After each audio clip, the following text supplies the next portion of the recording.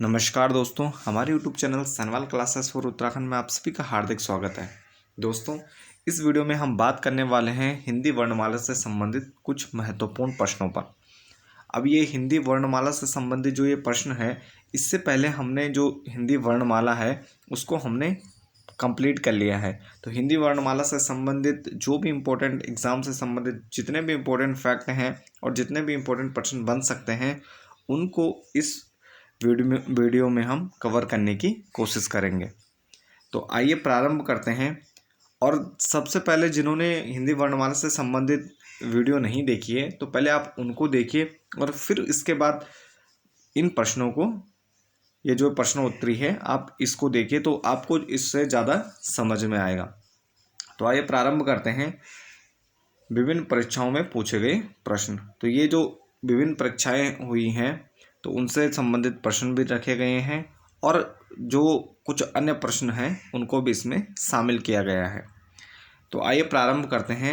सबसे पहला प्रश्न हमारा, वर्णों के व्यवस्थित समूह को क्या कहा जाता है? तो ये कहा जाता है वर्णमाला। तो वर्णमाला कहा जाता है वर्णों के व्यवस्थित समूह को। तो वर्णमाला किसे कहते हैं? तो वर्णमाला कहा जाता है वर्णों का व्यवस्थित समूह, न कि वर्णों का समूह। यानी वर्णों का समूह होगा तो उसे वर्णमाला नहीं कहा जाएगा। जब वो क्या होगा, एक व्यवस्थित क्रम में होगा, तभी उसे क्या कहेंगे, वर्णमाला कहेंगे, जो अ से ज्ञ तक होती है। अगला प्रश्न है, उच्चारण के आधार पर वर्णों की संख्या कितनी होती है? तो अगर कुल उच्चारण के आधार पर वर्णों की संख्या की बात करें तो ये होते हैं 45, यानी 45 वर्ण होते हैं कुल उच्चारण के आधार पर, शुद्ध रूप से जिनको उच्चारित किया जाता है। अगला प्रश्न है, स्वरों के वर्गीकरण के कितने प्रकार हैं? स्वरों को सामान्य रूप से 7 भागों में बांटा जाता है, यानी 7 प्रकार से हम स्वरों का वर्गीकरण कर सकते हैं, उनको अलग अलग भागों में रख सकते हैं। अगला प्रश्न है, ओ और औ किस प्रकार की ध्वनियाँ हैं? ओ और औ क्या है, किस प्रकार की ध्वनियाँ हैं, इनका उच्चारण किस प्रकार से किया जाता है? तो ये होता है कंठोष्ठ। तो ये क्या होता है, कंठोष्ठ, यानी कंठ और ओष्ठ का प्रयोग होता है ओ और औ के उच्चारण में। तो ये आपको ध्यान रखना है कि ये पूछा जाता है कि किस वर्ण का उच्चारण स्थान कहाँ है। तो कौन से वर्ण का उच्चारण स्थान कहाँ है, तो ये आप काफ़ी महत्वपूर्ण है। तो जिन्होंने हमारी जो वीडियो है तो उसमें हमने इस पर विस्तार से चर्चा की है, तो आप पहले उनको देखिए। तो ये क्या है, अ और अ ध्वनि क्या है, कंठोष्ठ है।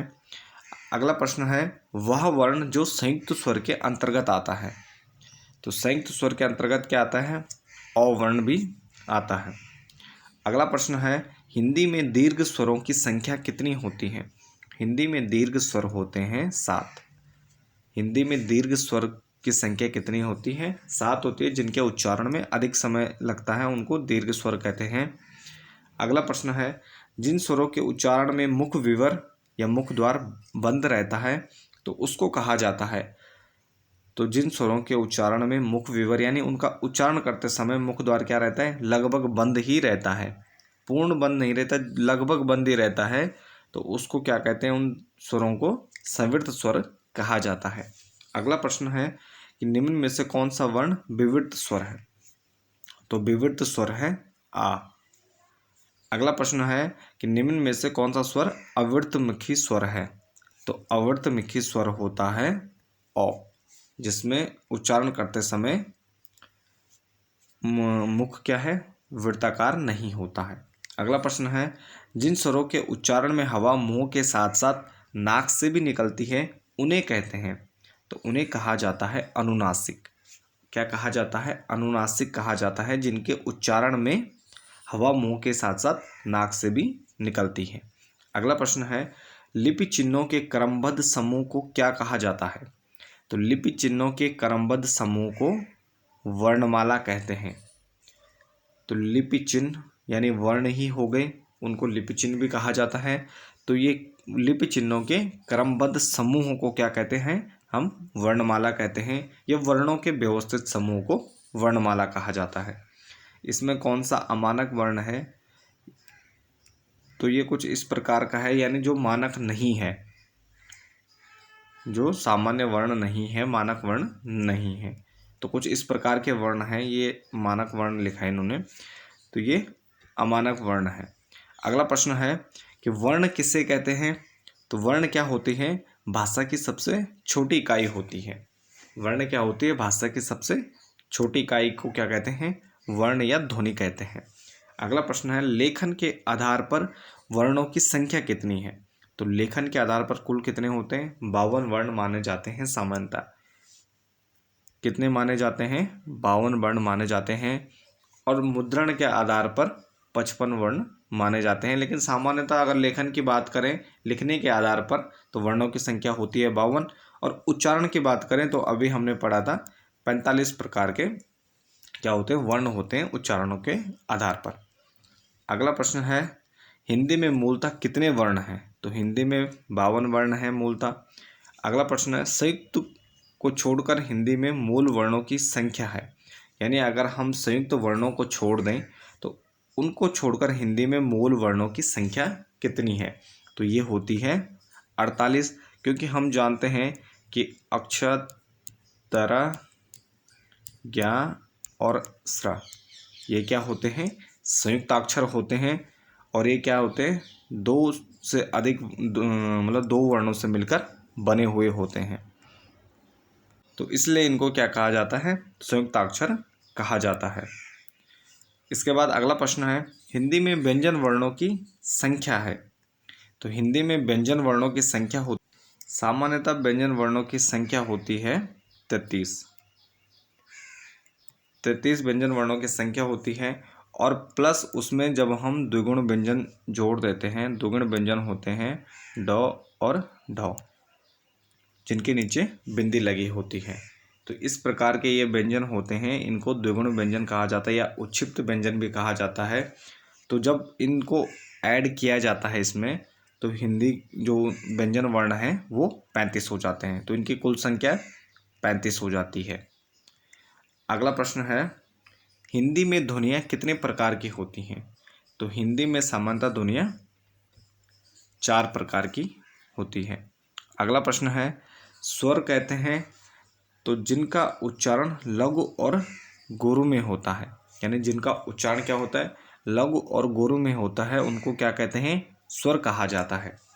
सामान्यतः जिनका उच्चारण क्या होता है? लघु और गुरु में होता है, उनको क्या कहते हैं? स्वर कहते हैं। अगला प्रश्न है हिंदी भाषा में वो कौन सी ध्वनियाँ हैं जो स्वतंत्र रूप से बोली या लिखी जाती हैं? तो हिंदी भाषा की वो कौन सी ध्वनियाँ हैं जो स्वतंत्र रूप से बोली और लिखी जाती हैं, उनको क्या कहा जाता है? तो उनको कहा जाता है स्वर। स्वर कहा जाता है जो स्वतंत्र रूप से बोली या लिखी जाती हैं। इसके बाद अगला प्रश्न है कि भाषा विज्ञान की दृष्टि से ऊ किस प्रकार का स्वर है? तो भाषा विज्ञान की दृष्टि से ऊ यानी बड़ा ऊ ये किस प्रकार का स्वर है? तो ये है अग्र संवृत स्वर। तो ये कौन सा है? अग्र संवृत स्वर है भाषा विज्ञान के दृष्टि से ऊ। अगला प्रश्न है कि एक स्वर का प्रकार है, तो ए स्वर का प्रकार क्या है? ये है, ये दीर्घ स्वर में आते हैं। ए ओ औ ये सारे क्या हैं? दीर्घ स्वर में आते हैं। अगला प्रश्न है हिंदी में ह्रस्व स्वरों की संख्या कितनी है?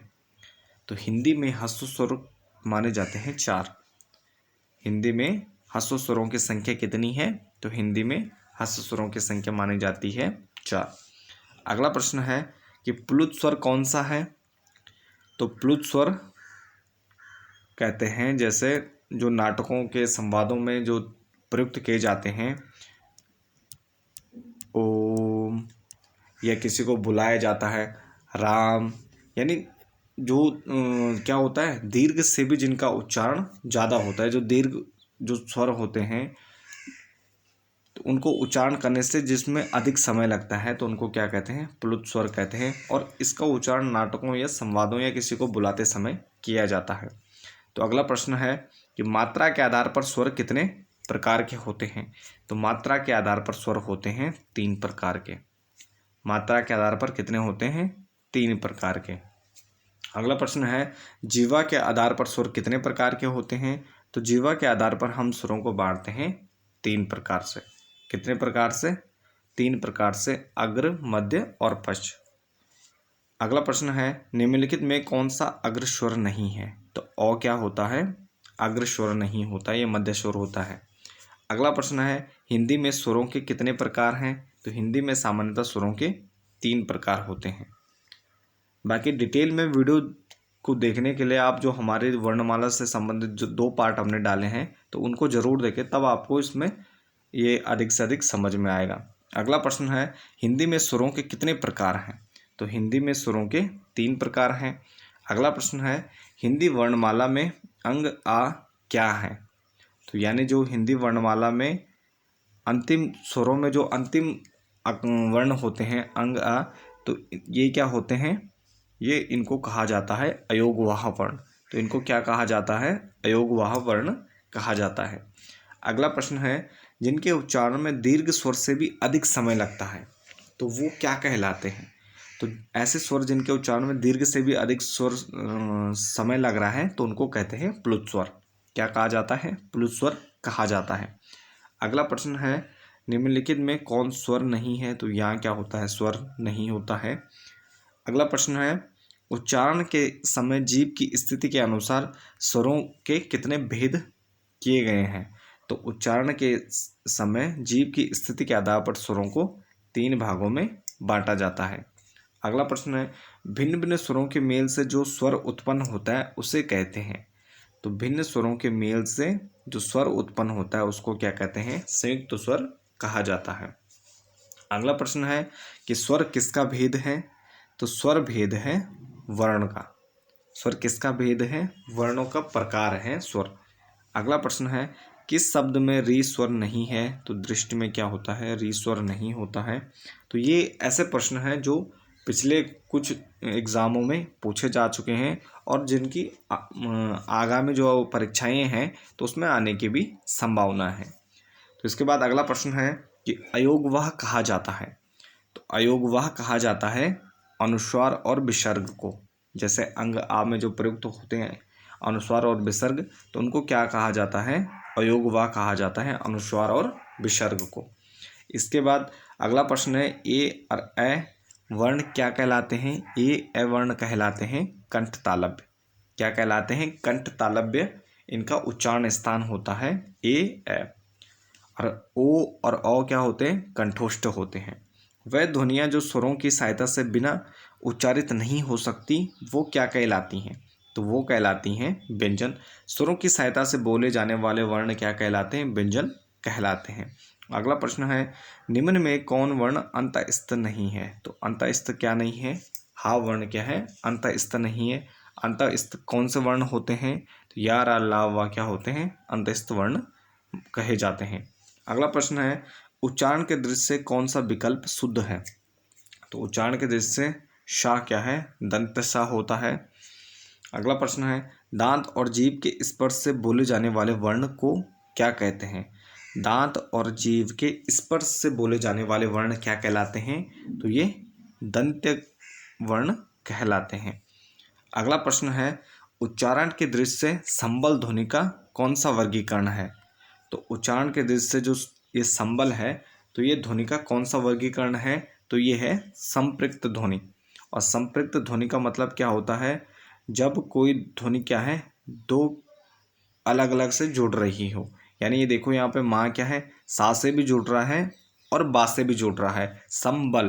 तो यानी इसका जो उच्चारण है वो सा के साथ भी है और बा के साथ भी है। तो ऐसी ध्वनियों को क्या कहते हैं? संपृक्त ध्वनियाँ कहा जाता है। इसके बाद अगला प्रश्न है कि श वर्ण क्या है? यह केवल क्या आता है? संस्कृत में आता है। ये जो मूर्धन्य सा है इसका प्रयोग केवल संस्कृत में किया जाता है। न वर्ण का उच्चारण स्थान क्या है? तो न वर्ण क्या होता है? उच्चारण स्थान क्या होगा? दंत और नासिका। क्या होगा? दंत और नासिका। और वैसे ये सामान्यतः क्या है? नासिक के व्यंजन है। इसके उच्चारण में क्या हुआ? हवा मुंह के साथ साथ नाक से भी निकलती है। अगला प्रश्न है चौ छौ जौ झ और या का उच्चारण स्थान होता है। तो चौ छौ जौ झ यानी चवर्ग का उच्चारण स्थान क्या होता है? तालु से होता है। ये तालव्य व्यंजन कहलाते हैं। अगला प्रश्न है प्रत्येक वर्ग का दूसरा और चौथा वर्ण क्या कहलाता है? तो प्रत्येक जो वर्ग है, वर्गीय व्यंजन है, तो उनका जो दूसरा और चौथा वर्ण है वो क्या कहलाते हैं? महाप्राण व्यंजन कहलाते हैं। यानी उनको बोलते समय क्या होता है? अधिक समय लगता है उच्चारण करते समय, तो उनको क्या कहते हैं? महाप्राण व्यंजन कहते हैं। अधिक समय लगता है और साथ में वायु निकलती है।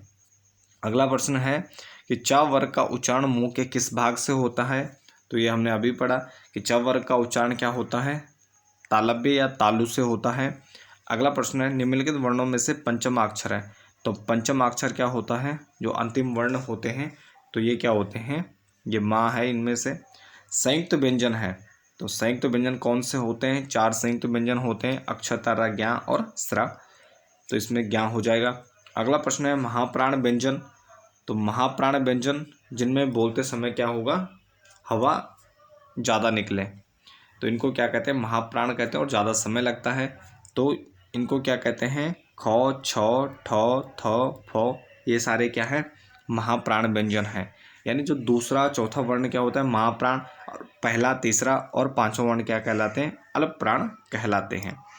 इसके बाद अगला प्रश्न है कि दंतोष्ट ध्वनियाँ हैं, तो दंतोष्ट ध्वनियाँ कही जाती हैं व और फा क्या है? ये दंतोष्ट ध्वनियाँ हैं। अगला प्रश्न है हिंदी भाषा में स्पर्श व्यंजनों की संख्या कितनी है? तो हिंदी भाषा में स्पर्श व्यंजनों की संख्या है 25। यानी जो वर्गीय व्यंजन होते हैं का से पा तक, तो ये क्या होते हैं? 25 होते हैं कुल, क्योंकि एक वर्ग में कितने आते हैं? 5 व्यंजन आते हैं, तो 5 × 5, तो ये 25 होते हैं। अगर उच्छिप्त व्यंजन और उनको भी जोड़ा जाए तब ये फिर क्या हो जाते हैं? ज़्यादा हो जाते हैं।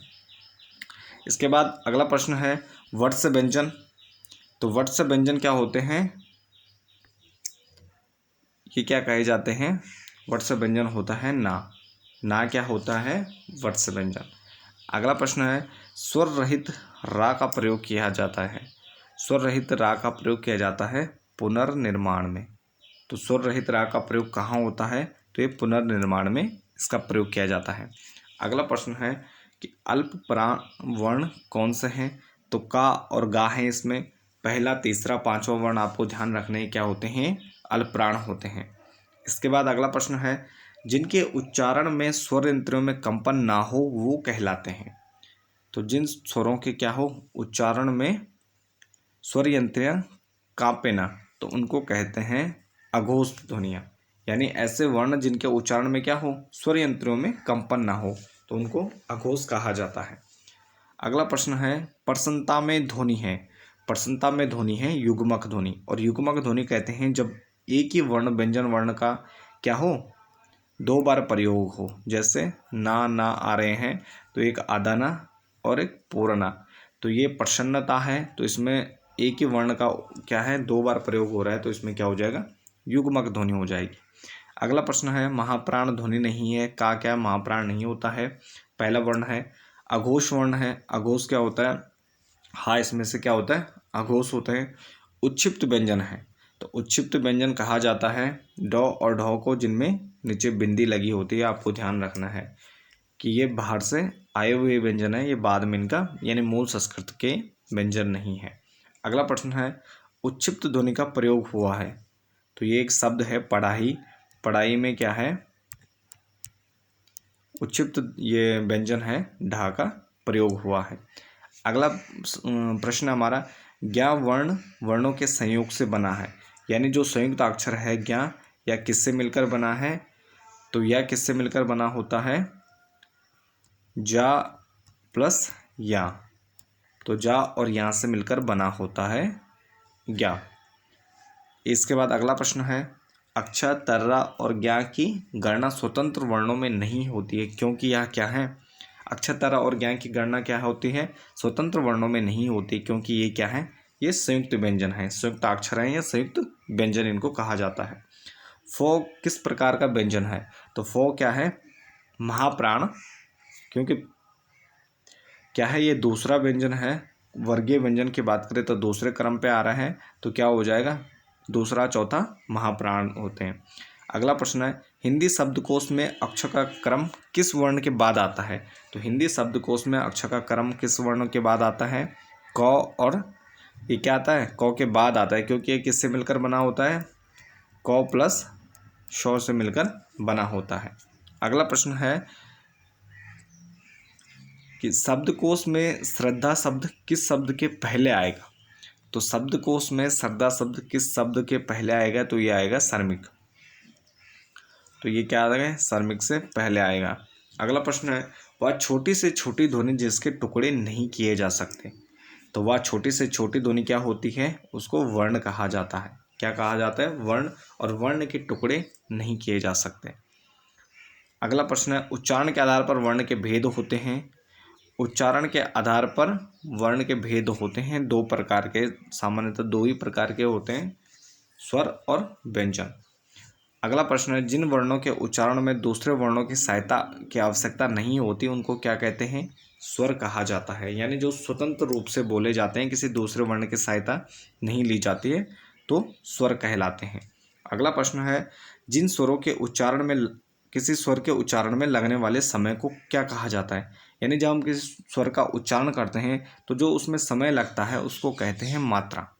मात्रा कहते हैं। अगर जब हम छोटी मात्रा लगाते हैं तो क्या होता है, उच्चारण कम हो जाता है, समय कम हो जाता है, और बड़ी मात्रा लगाते हैं तो उच्चारण का समय क्या हो जाता है, अधिक हो जाता है। तो इसके बाद अगला प्रश्न हमारा टौ वर्ग से संबंधित व्यंजन है। तो टौ वर्ग से संबंधित व्यंजन क्या हो जाएगा, अणा हो जाएगा। अंतिम नासिक के व्यंजन भी है। अगला प्रश्न है हिंदी वर्णमाला में स्वरों की कुल संख्या होती है। तो हिंदी वर्णमाला में स्वरों की संख्या होती है सामान्यतः 11। अगला प्रश्न हमारा कि भाषा की सबसे छोटी इकाई क्या होती है। तो भाषा की सबसे छोटी इकाई होती है वर्ण। तो क्या होती है भाषा की सबसे छोटी इकाई, वर्ण कहा जाता है भाषा की सबसे छोटी इकाई को। तो इसके बाद अगले प्रश्न की ओर बढ़े तो ये चलो इसको सेकंड पार्ट में देखते हैं, वीडियो काफ़ी लंबी हो जाएगी। तो ये वर्णमाला से संबंधित महत्वपूर्ण प्रश्न है। तो इसका फिर जो इससे आगे बचे हुए हैं तो उनको हम सेकंड पार्ट या दूसरे भाग में देखेंगे। तो इसके साथ ही इस वीडियो को यहीं पर समाप्त करते हैं। बने रहे चैनल के साथ। धन्यवाद।